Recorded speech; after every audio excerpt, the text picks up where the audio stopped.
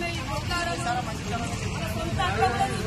దగ్గర పక్క పంచి ఆ లక్కు ఉన్నది, అలా మేనవాళ్ళని మా పక్క పంచి మండేశ్వర న్యాయం చేయి. ఇల్లు కట్టి 2 సార్లు ఇల్లు కూలిపోయింది. ఇల్లు కట్టి మంచిగా కట్టిస్తా నీవే అబద్ధాలు అనుకుంటే ఇంతవరకు నడిచిందయ్యా.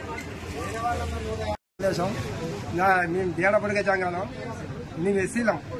మమ్మల్ని ఎస్సీలని చూసి మాకు ప్లాట్ అమ్ముతానే అనే వరకు సరే మంచిదని కొనుక్కున్నాక తర్వాత ఆ ప్లాటు ఆయనది కాదు, వేరేటోళ్ళది. వేరే పైసలు కూడా ముట్టినాక తర్వాత వేరేటోళ్ళ ప్లాటు నాకు అయినాక తర్వాత అది ప్లాట్ అయినది కాదు, వేరేటోళ్ళ ప్లాట్ నాకు అమ్మినాక పైసలు మొత్తం ముట్టినాక తర్వాత వేరే అయితే మాకు వేరే ఇల్లు కట్టుకున్నాక తర్వాత వేరేటోళ్ళు వచ్చిన వేరేటోళ్ళు అప్పుడు కూడా రాలేదు.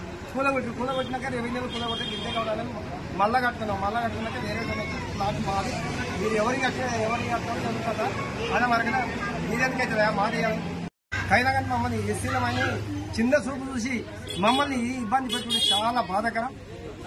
అయితే మేము కార్పొరేటర్ 6వ డివిజన్ కార్పొరేటర్ పల్లపు రవి మంచోడని నమ్మి ఆయన్నే ప్లాట్ ఇస్తా అని చెప్పి మాకు మా వాళ్ళకి ఫోన్ చేస్తే సరే అని చెప్పి తీసుకోవడానికి మేము అంగీకరించినాం. అంగీకరించినాం కానీ ఆయన దొంగ ప్లాట్లు అమ్ముతాడని, ఇట్లా వేరేటోళ్ళ ప్లాట్ మాకు అమ్ముతాడని మాకు తెలియదు. అసలు మంచి ప్లాట్ అనుకునే మేము తీసుకున్నాం. కానీ అది కాగితాలు డబ్బులన్నీ ముట్టిన తర్వాత కాగితాలు ఇచ్చి మేము ఇల్లు కట్టుకున్న తర్వాత వేరేటోళ్ళు దాని మీదకి వచ్చారు. అప్పుడు అది వేరేటోళ్ళ ప్లాట్ మాకు అమ్మడని తెలిసింది.